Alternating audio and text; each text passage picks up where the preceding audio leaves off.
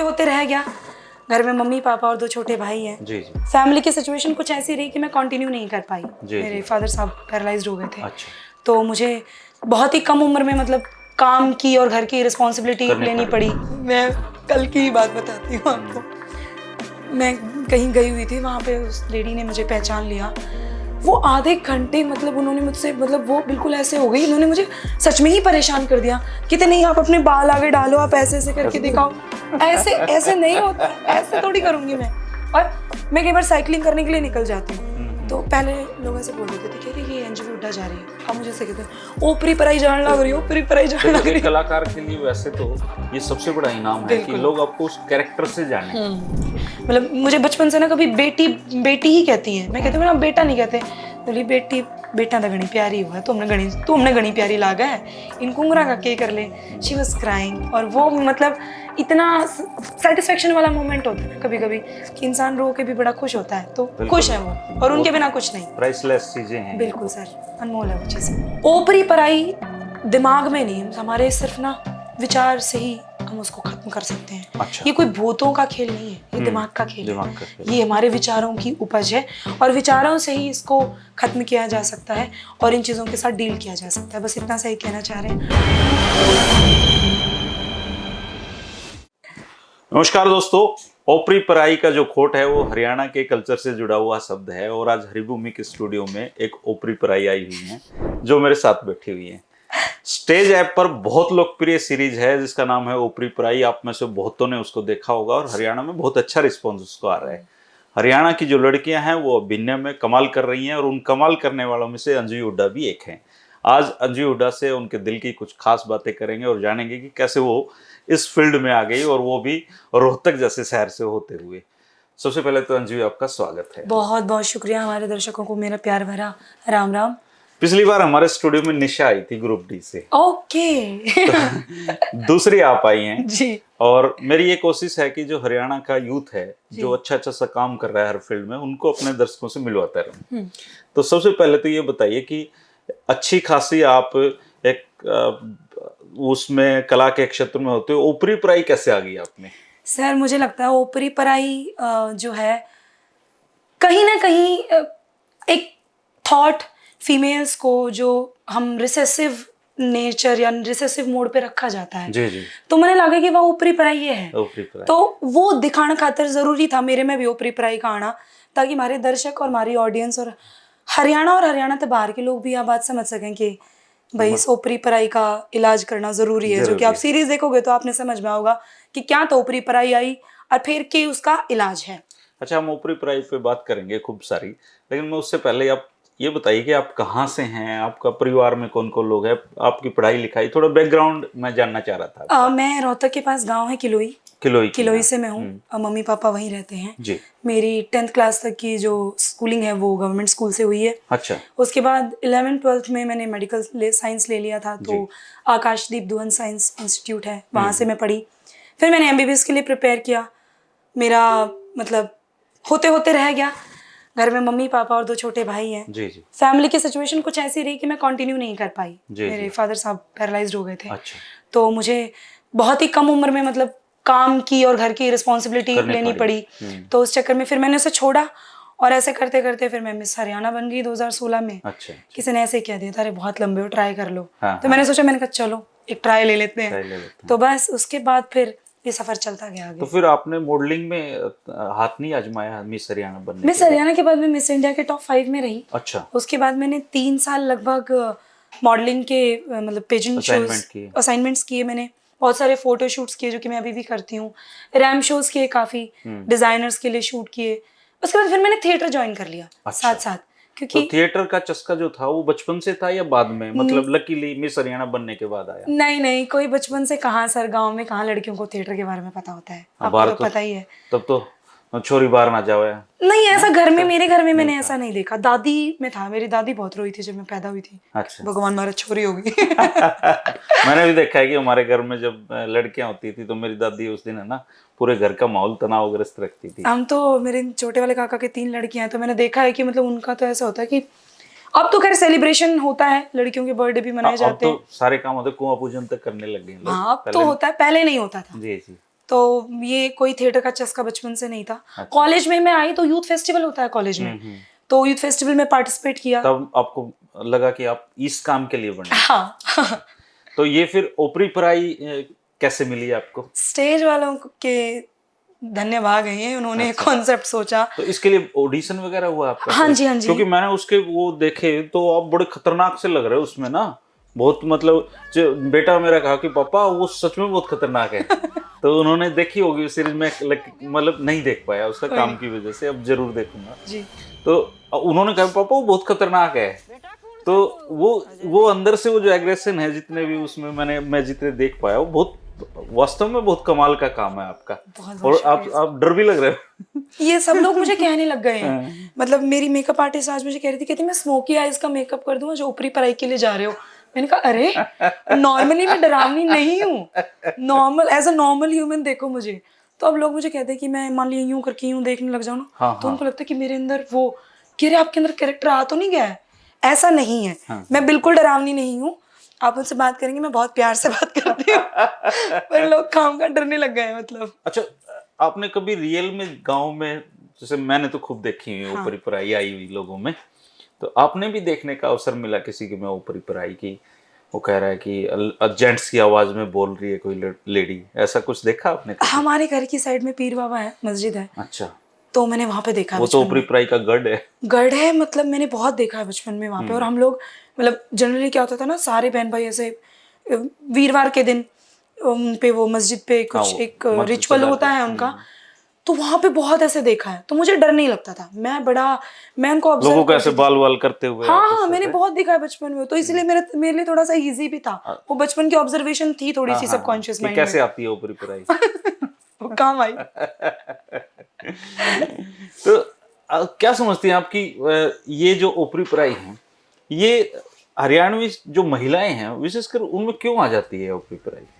मुझे लगता है बहुत दबाया जाता है एक औरत को, इससे ध्यान उनके ऊपर चला जाता है, या फिर लोग उनसे कई बार क्या होता है ना, हमारे सबकॉन्शियस माइंड में हमने ऊपरी पराई के कॉन्सेप्ट को कोई बढ़ावा नहीं दिया है। लेकिन इस कॉन्सेप्ट को समझने की बहुत जरूरत है जी। क्योंकि देखिए, आप एक इंसान को आप जितना सप्रेस करेंगे ना कहीं तो उसकी वो बात निकलेगी ही, चाहे वो एग्रेशन में निकले, उसका एक इमोशन बदल जाएगा। मैं जब तक आपके सामने अपनी बात प्यार से रखूंगी, अगर आप सुनेंगे तो मैं प्यार से ही कहूंगी वो बात। लेकिन अगर मेरी बात को सुना नहीं जाएगा तो मुझे लगता है कि फिर हमारा जो माइंड होता है ना, अगर वो रिग्रेसिव फॉर्म का होता है तो वो अलग तरह के तरीके अपना लेता है। तो इसीलिए लेडीज में ऊपरी पराई के जो सिम्टम्स है वो इसलिए क्योंकि छोटी छोटी इच्छाएं वो दबा दी जाती हैं। वो उतना खुल के उस तरह से नहीं जी पाती जितना आप तो एक मेल हैं, शायद आप जी पाते हैं। मैं भी बहुत इंडिपेंडेंट लड़की हूँ, सारी चीजें हैं, लेकिन फिर भी मेरे आसपास के माहौल के हिसाब से कमियां हैं। मैं रात के 2 बजे सड़क पे निकल सकते आराम से घूम सकता हूँ, मैं नहीं निकल आप 2 बजे चाहे कितनी भी बोल्ड हो, निकलते हुए आपको डर लगेगा। बिल्कुल, मतलब निकल सकती हैं आप, ऐसा नहीं कि नहीं निकल सकती, पर डर लगेगा और आपको खतरा भी ज्यादा है मेरे से। खतरा तो मुझे भी हो सकता है कि मुझे कोई चाकू मार दे या मेरा मोबाइल ले जाए, खतरा आपको भी है, लेकिन मुझसे ज्यादा खतरे हैं आपको। तो ये समाज की सच्चाई है जिसकी वजह से लेडीज दबाई जाती हैं, फिर में एक दिन ऊपरी पराई आती है।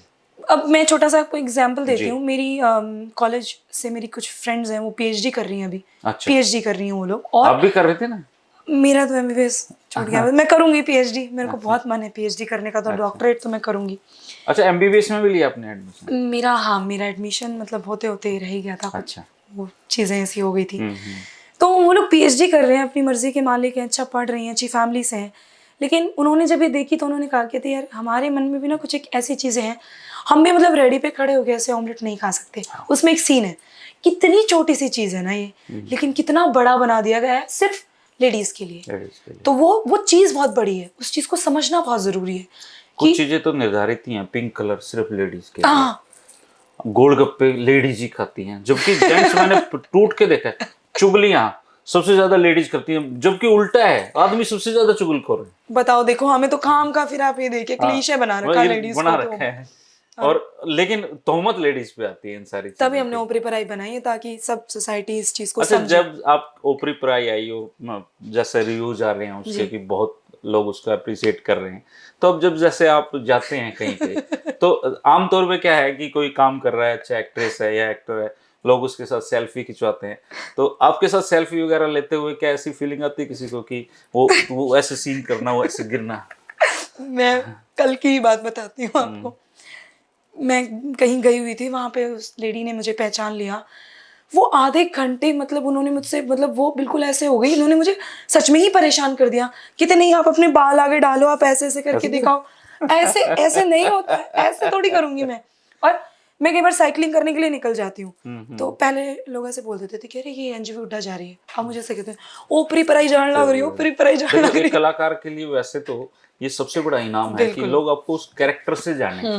क्योंकि ये अपने हमारे स्टूडियो में गजेंद्र चौहान आए थे जो जी, युधिष्ठिर थे। जी, जी।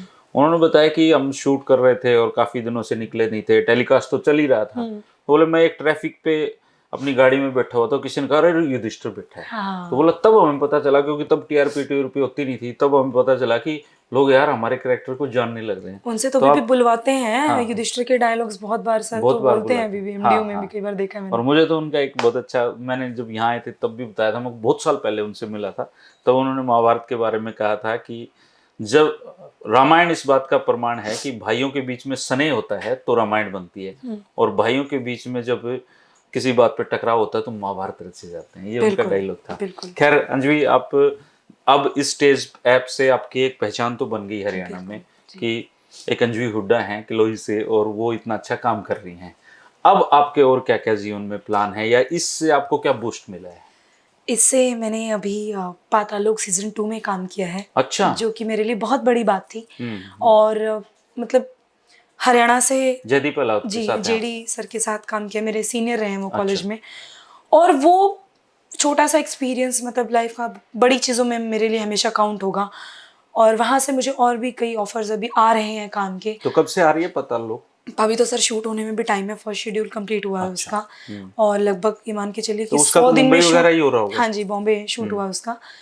और 100 दिन में वो शूट होगी, उसके बाद 100 दिन का एडिट वेडिट लगभग 1 साल लगेगा। ऐसा। लेकिन ये काम आना मेरे पास मेरे लिए बहुत बड़ी तो बात है क्या हरियाणा आप में। पाताल लोक में क्या आप हाथी सिंह के क्या बने हो? मैं ये तो आपको पता लोग देखनी पड़ेगी। बहुत अच्छा। बड़ा कोई कैरेक्टर नहीं है, बहुत छोटा सा एक लेकिन एक बूस्ट किरदार तो है। मिला आपको बड़ा हाँ, वहाँ पे, लेकिन उस इतने बड़े। प्लेटफॉर्म पे जाना बहुत बड़ी बात थी मेरे लिए। और यहीं से हरियाणा से वहां जाके काम हरियाणवी करना। से रिलेटेड है वो? जी, हरियाणवी कैरेक्टर है वो। अच्छा। तो वो मुझे और अच्छा लग रहा था कि मेरे कल्चर की का ही काम मेरी ही भाषा में मैं इतने बड़े प्लेटफॉर्म पे कर रही हूँ, जी। जो कि जेडी सर ने जो करके दिखाया है वो करने का एक छोटा सा मौका हमें भी मिला। तो तो वो भाई बहुत बड़ी पाताल बात लोक थी। में भी आएगी अंजलि हुड्डा। जी। इसके अलावा कुछ और आपको? आ, अभी 2 दिसंबर के चल। आसपास एमएक्स प्लेयर पे एक फिल्म रिलीज हो रही है, अच्छा। मुसाफिर। मुसाफिर। मुसाफिर करके सलील खान के साथ मैंने वो फिल्म की निकल है। गई है गाड़ी की सर अभी गाड़ी में जैसे- ईंधन डालना और हाँ। बस गाड़ी को भगाना है। हम्म। करना है काम तो अभी माँ क्या तो। कहती हैं आपकी इस जर्नी पे? मम्मी मम्मी बहुत खुश होती है, माँ बाप बहुत प्यारे हैं मेरे। अच्छा। मतलब पिताजी कोई मेरे, रोक टोक नहीं किसी प्रकार की? मजबूरी हो गई उनकी ना असल में, हम्म। क्योंकि घर संभालने वाली एक मैं ही हूँ, परिवार को संभालने वाली। तो आपसे छोटे हैं? जी, दोनों भाई मुझसे छोटे हैं। अच्छा। तो उनकी पढ़ाई लिखाई सब जी, आप? सब मैंने ही मतलब संभाला है, हैंडल किया है। और माँ बाप ने इस लायक बनाया है सर, मैंने तो क्या हैंडल किया, ये कुदरत बहुत बड़ी करवाती बात है जी, कि आपको ये अक्सर ये काम बेटों के कंधों पे आता है, ये तो लेकिन आपके मतलब बेटी के कंधे पे आया और उसने निभाया है, ये बहुत बड़ी बात है। क्योंकि कोई भी पर्सनैलिटी बनती है उसके पीछे बहुत बड़ा संघर्ष होता है। माँ बाप है सर, मम्मी पापा। मतलब मैंने बचपन में एक ही गांव चीज, में रह रहे हैं वो? बिल्कुल गांव में रहते हैं। और मेरे दोनों मम्मी पापा अनपढ़ हैं। अच्छा। और अभी 2-3 दिन पहले ऊपरी पर एक ऑल ओवर हरियाणा 2 न्यूज़पेपर में पूरी अच्छी कवरेज थी। जी जी। तो मम्मी का सुबह सुबह फोन आया एंड शी वाज क्राइंग, मतलब वो रो रही थी। बोले कि इन्हें क्या कर रहे हैं लोग थारी छोरे। मतलब मुझे बचपन से ना कभी बेटी बेटी ही कहती हैं, मैं कहती हूँ मेरा बेटा नहीं कहते। बोली बेटी बेटा तो घनी प्यारी हुआ है, तुमने घनी प्यारी लागा है, इनको उंगरा का के कर ले। She was crying. और वो मतलब इतना सेटिस्फेक्शन वाला मोमेंट होता है ना कभी कभी, कि इंसान रो के भी बड़ा खुश होता है। तो खुश है वो, और उनके बिना कुछ नहीं। प्राइसलेस चीजें हैं ये बिल्कुल तो। सर, अनमोल है वो चीज़ें। तो अजू, आप जब ये चीजें कर रही हैं जी तो आप बहुत सारे लोगों से भी मिलती होंगी, चूंकि आप गांव में रही हैं, किलोई जैसे गांव में रही हैं, तो लड़कियों को भी देखती होंगी आप। आपको क्या लगता है कि एक लड़की की जिंदगी में सबसे बड़ा टर्निंग पॉइंट क्या हो सकता है? कैसे वो अपनी जिंदगी को बदल सकती अच्छे लोगों का साथ, है? कुदरत में विश्वास रखना, माँ बाप की इज्जत करना, और अपने आप को और अपने नेचर को समझना। वो हम अगर अच्छा सुनेंगे ना तो कहीं ना कोई चीज़ हमारे दिमाग में ऐसा स्टक करती है ना, ऐसा हिट करती है कि सच में उससे हमारी ज़िंदगी बदल जाती है। बहुत छोटी छोटी चीज़ों को अगर हम गौर से सुने, देखें, अच्छी अच्छी जी। चीज़ें पढ़ें, मान लिया मैं कोई कहानी पढ़ती हूँ तो कई बार उससे ना मेरी ज़िंदगी की कई परेशानियाँ मुझे लगता है कि सुलझ गई सुलझ गई। किताबों से। तो अच्छा पढ़ना, अच्छी चीज़ों को सुनना और कुदरत में अच्छी एनर्जी देना, कुदरत आपको बदले में अच्छा ही देगी सर। अभी हरियाणा की ना काफी लड़कियां नाम कमा रही हैं, जैसे अभी आप ही के दौर, जैसे निशा ही देख जी बिल्कुल। लीजिए, आप देख लीजिए। तो स्टेज ऐप ने एक अवसर तो दिया है लोगों को बड़ा। बहुत बड़ा प्लेटफॉर्म खड़ा किया है सर स्टेज ऐप ने। और जो काम स्टेज ऐप अभी कर रही है ना, मुझे लगता है कि ये हरियाणवी सिनेमा को और हरियाणा का जो आर्ट है उसको बदल के रख दिया है। मैं ऐसा नहीं कहूंगी कि बदला जाएगा, अब अभी तो काम बेहतर तो होगा। कितना भी किया जा सकता है। बिल्कुल, अब तो बेहतर होगा, लेकिन एक कैनवस स्टेज ऐप ने दिया है हरियाणा को। जी जी। और इस बात के लिए विनय सिंघल और अनु सिंघल मैम और प्रवीण सिंघल और जितने भी लोग हैं, कुणाल, अतुल, पूरी जो अच्छा, स्टेज की ओपरी टीम पराई है, के दूसरा भी आएगी सीरीज या एक में ही? ये तो दर्शकों का प्यार तय करेगा और स्टेज ऐप तय करेगी।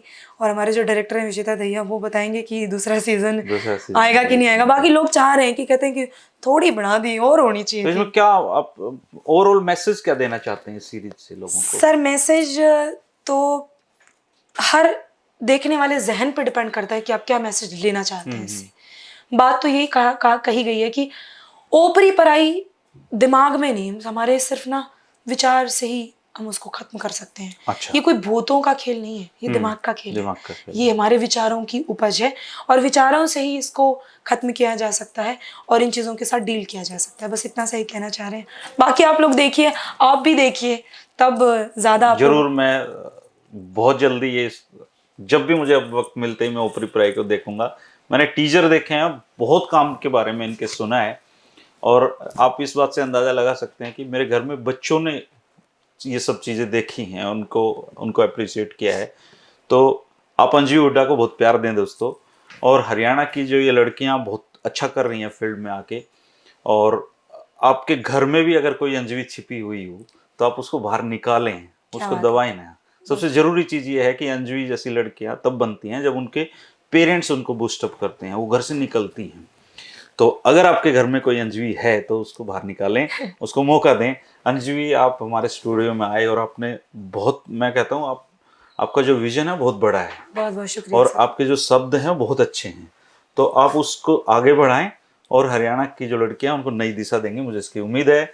आपको बहुत बहुत बधाई हो और बहुत मेरी तरफ से भविष्य के लिए शुभकामनाएं बहुत हो। बहुत शुक्रिया। दर्शकों को भी, अंजलि को जब भी कोई नया काम इनके सामने आए, आप उनको देखें, उसको सराहें। उनको कोई अगर आप सुझाव देना चाहें तो वो भी कमेंट करके दोस्तों दे सकते हैं। बिल्कुल। शुक्रिया, नमस्कार। बहुत बहुत शुक्रिया।